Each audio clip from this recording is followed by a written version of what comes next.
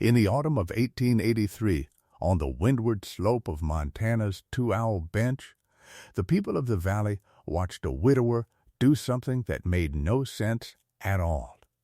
While every sensible family below him was stacking firewood shoulder high, chinking the gaps in their log walls with fresh mud and oakum, and raising plank fences against the snow to come, Ezra Thorne was doing none of those things first. He was growing a wall, not building one, growing one.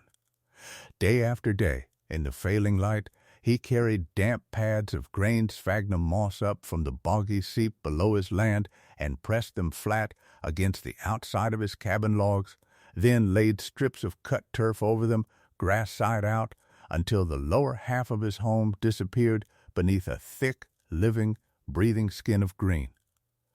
His 10-year-old daughter Della followed behind him with a sled, hauling the heavier squares of sod, her small hands black with cold mud to the wrist. A brown shepherd dog named Pitch watched the work from the porch step, head tilted, ears lifting whenever the wind shifted off the high ridge. By the end of the second week, the Thorne cabin sat inside a rising height of moss and earth that climbed a little higher every frosted morning, and the valley below had found its word for it. They called it the Moss Grave, because on the frontier every hour of good light before winter was too dear to squander, and a man coaxing weeds and bog skin up the side of his house looked less like a man preparing to live than a man preparing to be buried. What did Ezra Thorne know that the rest of the bench did not? Would that living green wall become a sanctuary for the only family he had left in the world? Or would it become exactly the grave they named it? Subscribe now to witness how this winter answered. Ezra Thorne had not always been a strange man. Before the spring of that year, he had been an ordinary one, a careful builder of fences and dependable barns, a man whose word held and whose corners ran true. Then the fever came through in April, the kind that asks no questions and takes no advice. And it took Sarah Thorne in 4 days and left Ezra with a daughter and a silence in the house so wide he could not always find the far side of it. He buried his wife on the rise behind the cabin beneath the one crooked pine, and he did not weep where Della could see him do it.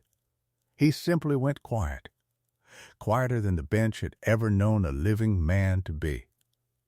And so when the talk started, it found a man already half a ghost to them, and that made the cruelty come easier. The first to put a name to it was Halvard Skeen, a master log builder who had raised more sound cabins on that bench than any man alive, and who measured every other man's work against his own and found it wanting. He reined his horse up at Ezra's fence one gray afternoon and sat there a long moment, studying the green hide rising against the logs. Then he shook his head slow. "Moss is rot, Thorne," he said at last. "That's all it is. You're not warming that wall. You're inviting it to die. Come the thaw, those logs will be soft as bread." Ezra set another pad of moss flat against the wall and pressed it home with the heel of his hand. He did not look up. "It already comes for the wall," he said. "I'm only deciding what it has to chew through first." 6 words passed what was needed, and not one of them an answer Skeen could use. The log builder waited for more. None came. He rode on, and by the next morning the whole bench had the story, and the name stuck like burr to wool. The Moss Grave, the widower of the green wall. They said the grief had got into his head the way damp gets into a cellar, soft and spreading and impossible to dry out. They said a man who could not save his wife had decided to bury himself slow, in green, where his girl would have to watch. The kinder ones simply looked away when his sled passed on the road to the seep. The rest did not bother. There was a storekeeper down at the crossing, a heavy, good-natured man named Orrin Tibbs. who had carried the thorns on credit since the fever, and who came up one evening, hat in his hands, not to mock, but to worry aloud at a man he counted a friend. He stood at the fence and looked at the green wall climbing the logs, and he chose his words the way you choose your steps on river ice. "Folks are saying things, Ezra," he said, "saying the grief's turned you. A man's got a girl to raise. He can't be spending the last good days of the year on this." He gestured at the wall and could not find a kinder word for it than that. On this, Ezra kept working. "She's warmer than she was last week," he said. "She'll be warmer still." And Tibbs, who had no answer to a thing like that, went back down the hill heavier than he came. That was the shape of all of it. Reasonable men, decent men, certain to their bones that a man building a house of weeds against a Montana winter was a man digging his own family into the ground, and not one of them able to say exactly why the green wall was wrong, only that it looked wrong, and on the frontier a thing that looked wrong was guilty until winter proved otherwise. Skene said the loudest of it. Skene had built sound for 30 years, and he took the green wall as a kind of insult to the trade, an answer he had not been asked for to a question he had already settled, and more than once that autumn he told the men at the crossing that come March they would be pulling the Thorn girl out of a cabin gone to rotten mush, and that someone ought to take her in before it came to that. The words got back to Ezra. They always do. He did not answer them. He only worked a little later into the dusk after he heard them, and packed the moss a little more careful, because the cruelest thing the bench could have said was already true, that he had a girl to raise and only himself to do it, and he did not need Howard Skene to remind him what it would cost her if he was wrong. Only Della never asked him to stop. One night, by the low orange light of the stove, she set down the rag she'd been using to clean mud from her fingers and looked at the dark wall where the moss came right up to the window glass on the inside, and she asked him the question the whole valley wanted to ask and was too proud to. "Pa," she said, "will the moss really keep the cold out?" Ezra was quiet so long she thought he might not answer at all.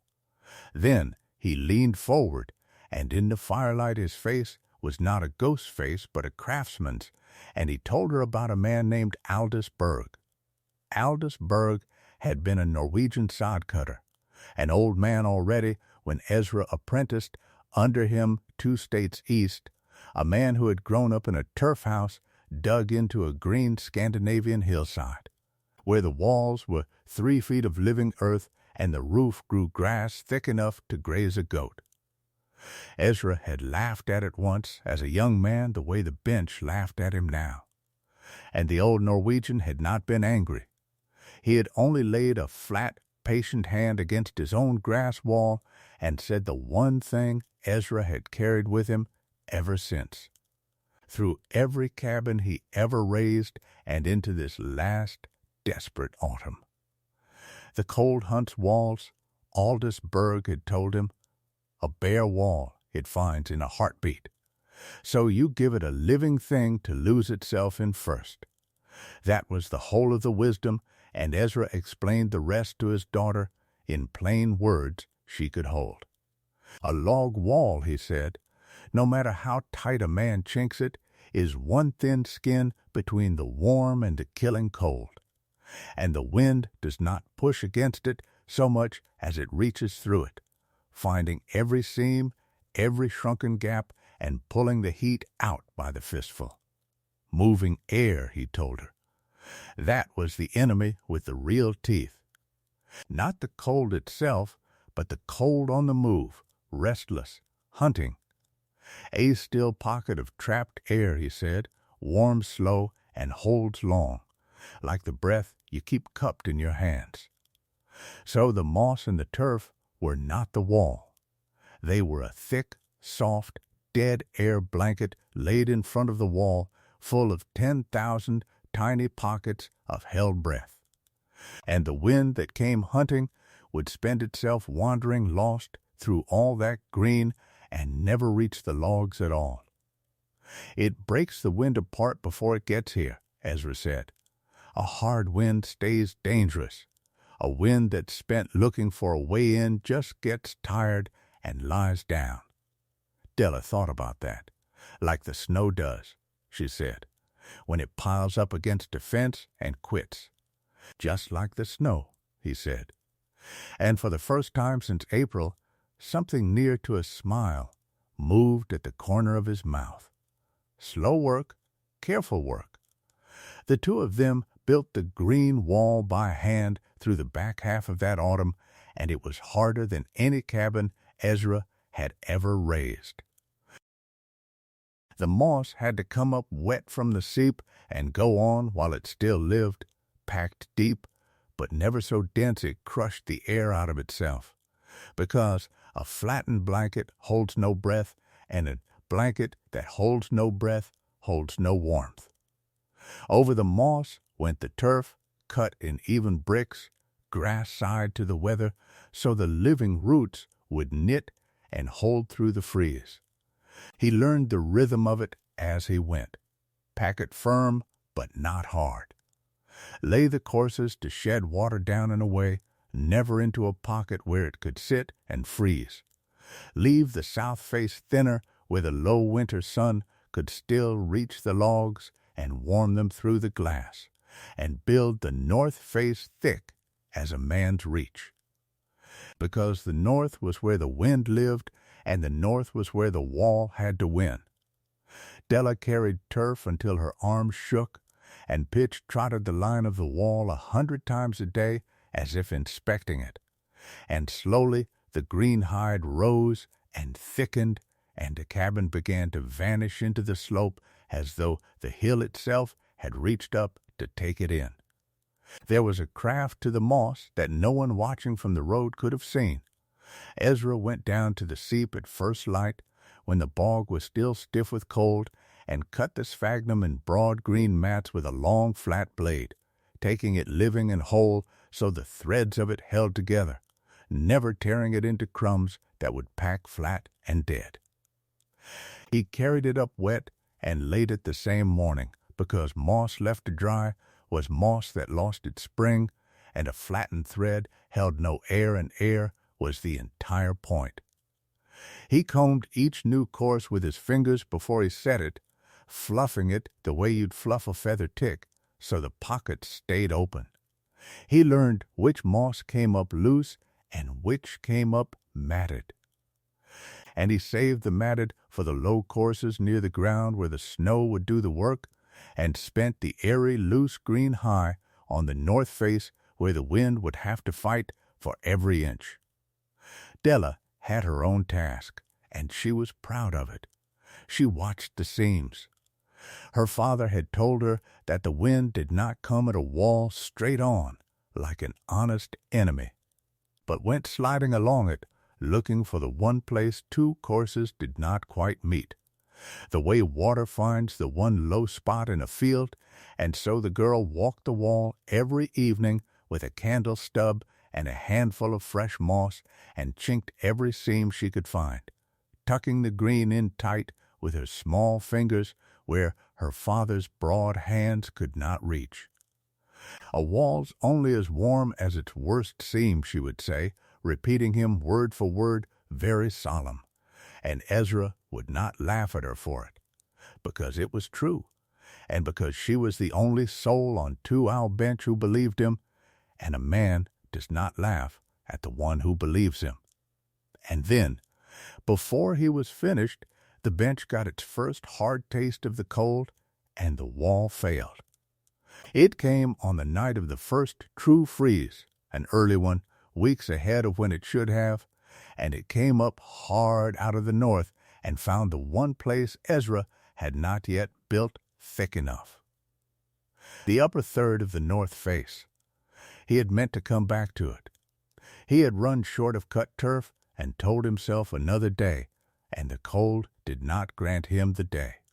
By morning the moss on that high north strip had frozen through, frozen brittle and hard as fired clay, every soft living pocket inside it locked solid into a single sheet of useless ice, and a frozen blanket is no blanket at all. Worse, it had cracked. The hard cold had split it top to bottom, and through that crack the wind poured straight onto the bare logs behind. And Ezra woke in the deep dark to a cabin gone cold as a stranger's grave, Della shivering under 3 quilts, Pitch pressed tight to her back, and the stove roaring its heart out against a draft it could not beat. A lesser man might have called it proof the whole notion was madness. The bench would have. Ezra did not. He took the lantern and went out into the iron cold, and he read the wall the way Aldous Berg had taught him to read it, and he saw at once exactly what it was telling him. The wall had not failed because Moss was foolish. It had failed because he had let one stretch of it go in thin and unfinished, packed too loose, laid too late, so that the wet had seeped deep and the freeze had caught it soaked and made an ice plate where a living blanket should have been. The lesson was not stop. The lesson was finish, and finish right. So in the worst of that early cold, he tore the whole frozen north strip down to the bare logs again, his fingers going wooden inside his mittens, and he rebuilt it the patient way, dry packing the new moss looser and airier so no standing water could collect in it, capping it with a double course of turf laid to throw every drop of melt down and away from the seam.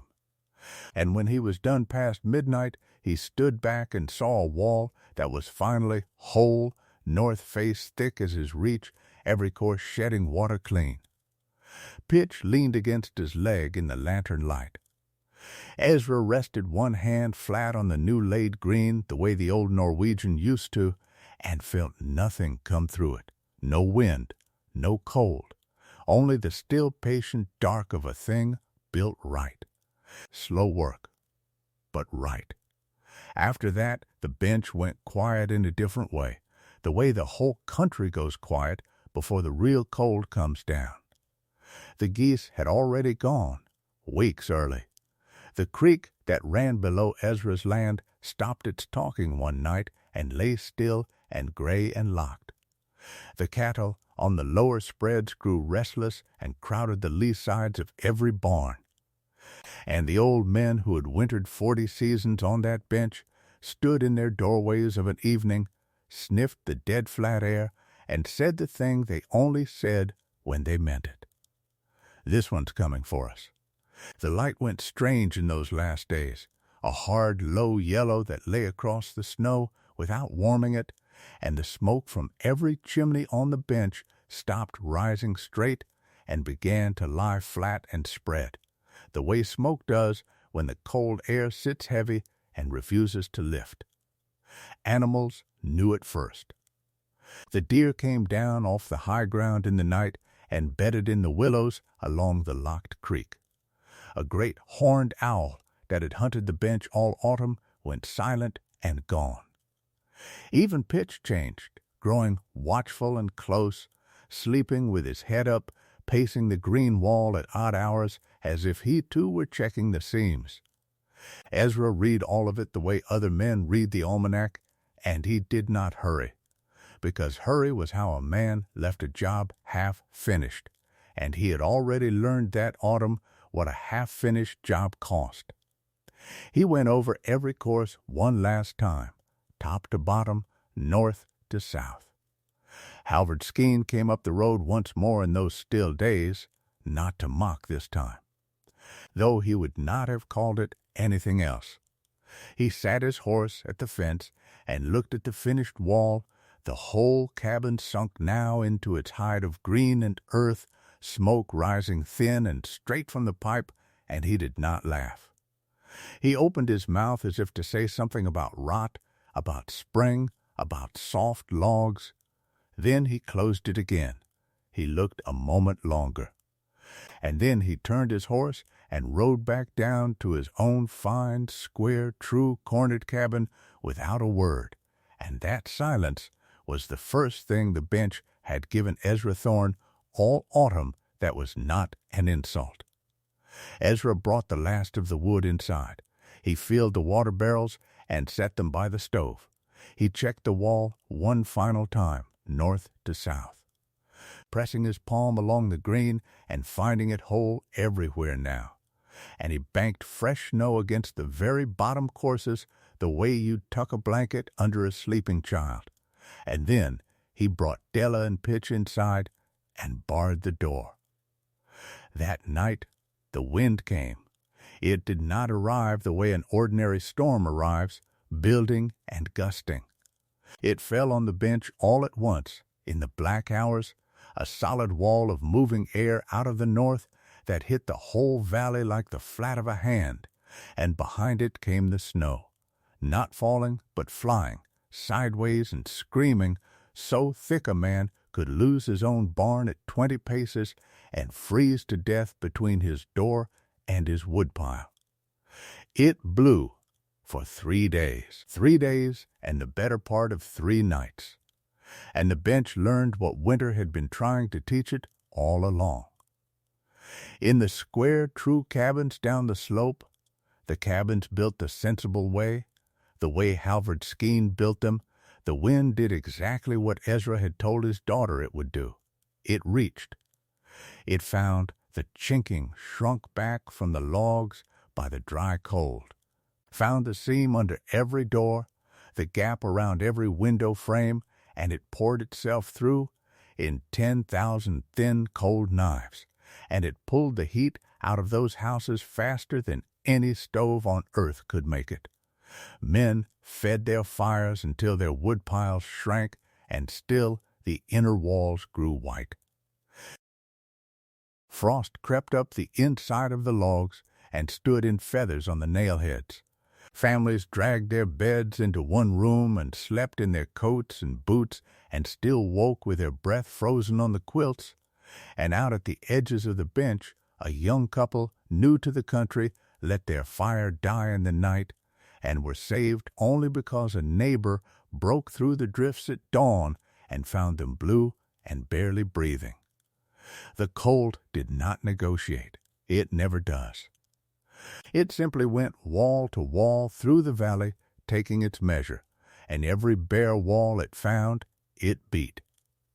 Down in his fine square cabin, Halvard Skene burned through a winter's woodpile in 3 days and could not keep his front room above the cold that frosts a man's beard.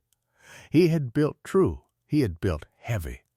He had built the way a master builds, plumb and square and tight, and none of it mattered, because true and heavy and square are nothing to a wind that has found a seam, and his cabin, like every cabin on the bench, was one thin skin of timber between the fire and the dark.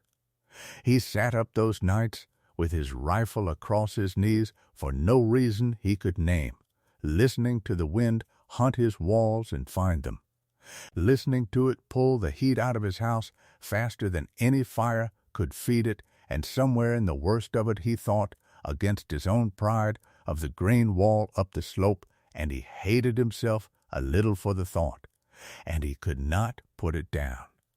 But it could not find Ezra Thorne's wall. The wind came up the windward slope of Two Owl Bench and struck the north face of the moss grave and did not reach through it, because there was nothing there to reach through to, only green and more green, a thick living deadness of trapped and silent air that the wind wandered into and lost itself in and could not find its way back out of. It spent itself in the moss. It tired in the turf. By the time whatever was left of it reached the logs, it was no longer a wind at all, only a faint cold breath against earth-warm wood, and the wood gave it nothing. Inside, the stove that roared and lost down in the valley here only murmured and held. The cabin sat at a steady, plain, ordinary warmth, the warmth of a kitchen on a fall evening, while 4 feet of snow piled up against the green walls and became exactly as the old Norwegian had promised it would, a second blanket laid over the first, so that by the second day the wind could not even touch the lower wall at all, only the white shoulder of snow that sealed it. Della slept. Pitch slept at her feet, on his side, the deep blue sleep of a warm animal in a safe place. And Ezra Thorne sat up through the worst of those 3 nights with one hand resting flat against the inside of his wall, feeling the storm rage on the far side of all that green and not get through, feeling the thing he had built do precisely what he had built it to do, and somewhere in the second night he finally let himself put his face in his hands and grieve the wife he had buried in the spring, because the house was warm and the girl was safe, and at last there was room in him for it. The storm broke on the 4th morning into a stillness so complete it rang. The bench lay buried and silent and bright under a sky, scrubbed hard and blue. And one by one the doors of the valley dug themselves open, and the people came out to count what the winter had left them.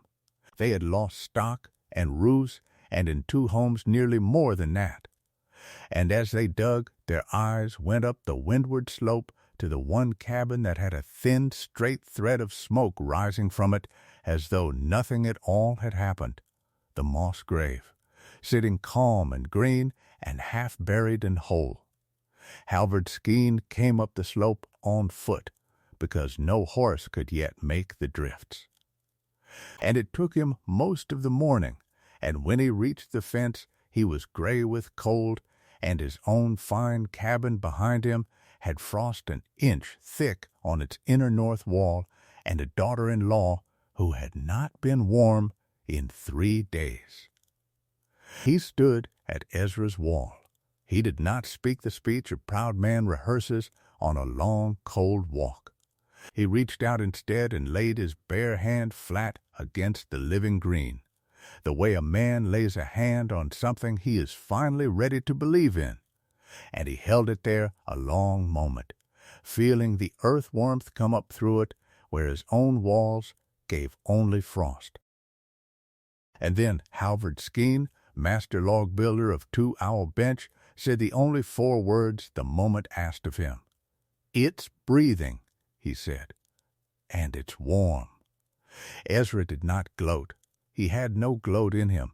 He only nodded once and opened the door and let the cold man in to the warm and put coffee on the stove, and that was the whole of his victory, and it was enough.